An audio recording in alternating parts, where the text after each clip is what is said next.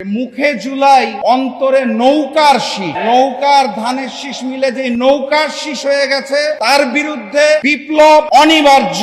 আমি যেটা বুঝি সেটা হচ্ছে এই যে সবার মোবাইলে সোশ্যাল মিডিয়াতে গণহত্যার এত প্রমাণ, এত ছবি, এত ভিডিও, এত এভিডেন্স, এত কিছু থাকার পরেও একটা সন্ত্রাসী সংগঠন আওয়ামী লীগের বিচার কার্য কেন ধীর গতিতে চলছে? আমি এই জিনিসটা বুঝি যে গণহত্যাকারী ফ্যাসিস্ট শেখ হাসিনা এবং তার দোসরদের বিচার প্রক্রিয়াটাকে কচ্ছপের মতো গতিতে নিয়ে আসা হয়েছে।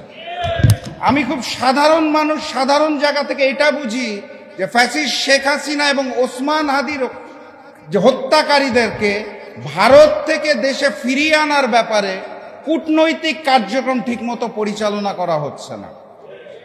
আমি আমার জায়গা থেকে অত্যন্ত হতাশার সাথে দেখি কোনো আইনের দরকার নাই, সংবিধানের দরকার নাই, বিচারের দরকার নাই, রেডি একটা সেটআপ, সেটা হচ্ছে জুলাই জাদুঘর, সেটা শুরু করতেও গড়িমসি করা হচ্ছে।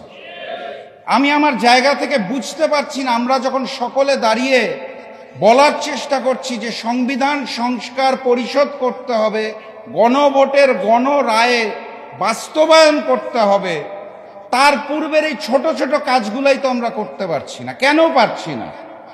আমরা আমাদের জায়গা থেকে যেটা দেখতে পাচ্ছি সেটা হচ্ছে জুলাই গণ অভ্যুত্থানে অগাস্টের 5 তারিখে ফ্যাসিস্ট শেখ হাসিনা এবং আওয়ামী লীগের যে পতন হয়েছিল, সেটার সাথে সাথে ওই পার্শ্ববর্তী রাষ্ট্র ভারতের আধিপত্যবাদেরও পতন হয়েছিল। এবং এই বর্তমান পরিস্থিতিতে জুলাইকে অস্বীকার করা বিএনপি সরকারের পক্ষে তখনই সম্ভব যখন তারা নতুন করে ফ্যাসিস্ট হতে চায়, যখন তারা নতুন করে ভারতের সামনে মাথা নত করতে চায়। এই ব্যতীত জুলাইকে অস্বীকার করার, অগ্রহণ করার আর কোনো লজিক আমার মতো সাধারণ মানুষের বোধগম্য হয় না। সম্মানিত সাথী এবং বন্ধুগণ, বক্তব্য দিব না, অনেক সিনিয়র নেতৃবৃন্দ আছে।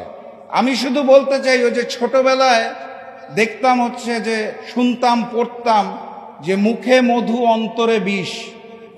এখন এই বর্তমান অবস্থায় এসে দেখতে পাচ্ছি ওই হিন্দুস্তান আওয়ামী লীগ আর বিএনপি মিলেমিশে একাকার হয়ে গেছে। বিএনপি নেতাদের কথা শুনলে এখন মনে হয় যে মুখে জুলাই অন্তরে নৌকার শীষ, নৌকার ধানের শীষ মিলে যে নৌকার শীষ হয়ে গেছে, তার বিরুদ্ধে বিপ্লব অনিবার্য। আপনাদের শুধু এই